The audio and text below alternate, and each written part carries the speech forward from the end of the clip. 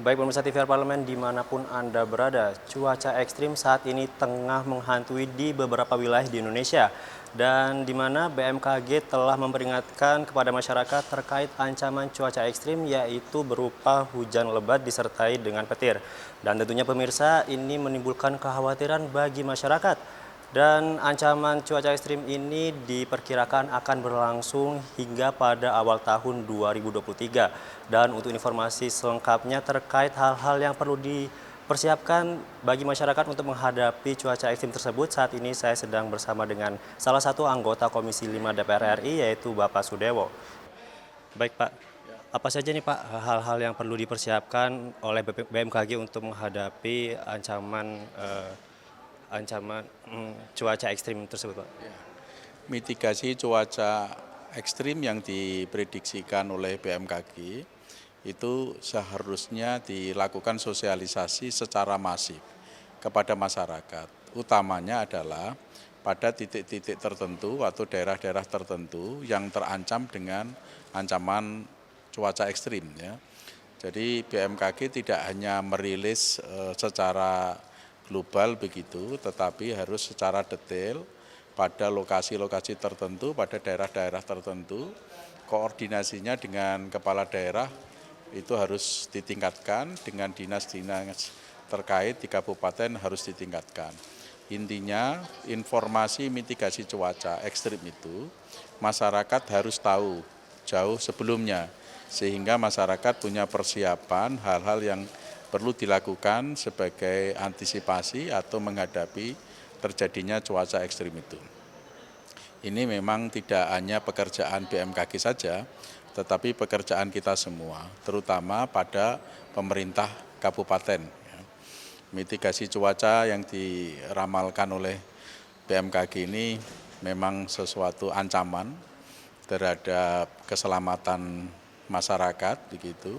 Tidak hanya melumpuhkan bidang atau sektor-sektor ekonomi tertentu, tetapi ini adalah ancaman nyawa seseorang, masyarakat. Maka penting sekali untuk dilakukan satu sosialisasi secara tepat, gitu. Yang dimaksud secara tepat itu, mitigasi tersebut bahwa akan terjadi cuaca ekstrim itu akan terjadi di daerah mana.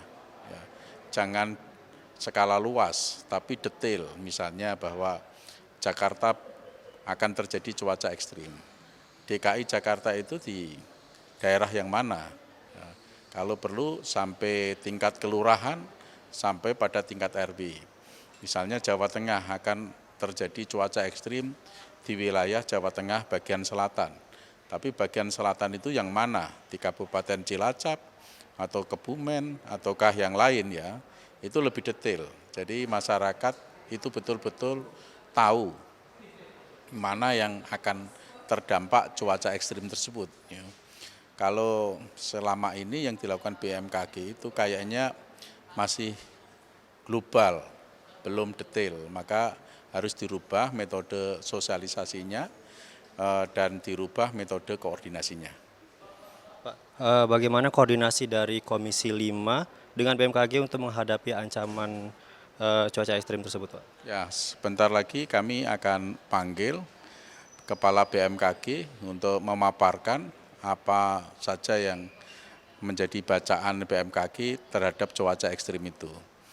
Dari situ kami akan dorong Kepala BMKG untuk lebih detail melakukan mitigasi dan sosialisasi koordinasinya juga itu.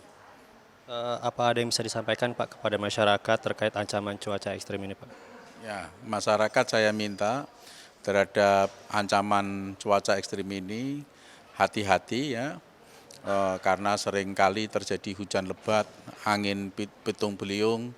Itu kepada pemerintah daerah saya minta penghijauan-penghijauan yang sudah tinggi, yang besar itu hendaknya dipotong, tapi meskipun tidak mengurangi keindahan, tapi jangan terlalu tinggi. Begitu juga kepada masyarakat luas yang punya pohon-pohon yang tinggi, yang itu pun juga tidak produktif, kurang begitu memberikan manfaat, ya demi keselamatan lebih baik itu dipotong begitu, supaya tidak mengancam nyawa bila mana terjadi cuaca ekstrim, misalnya hujan lebat, angin petung beliung, itu masih selamat.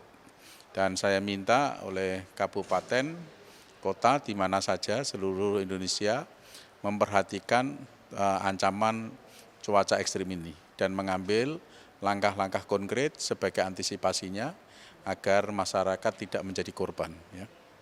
Baik, terima kasih Bapak. Baik pemirsa, itu saja yang dapat saya laporkan bersama dengan salah satu anggota Komisi 5 DPR RI yaitu Bapak Sudewo.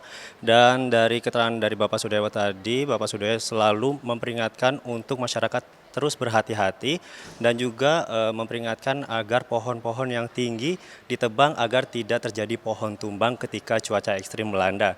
Baik, sekian dari saya, kembali ke studio.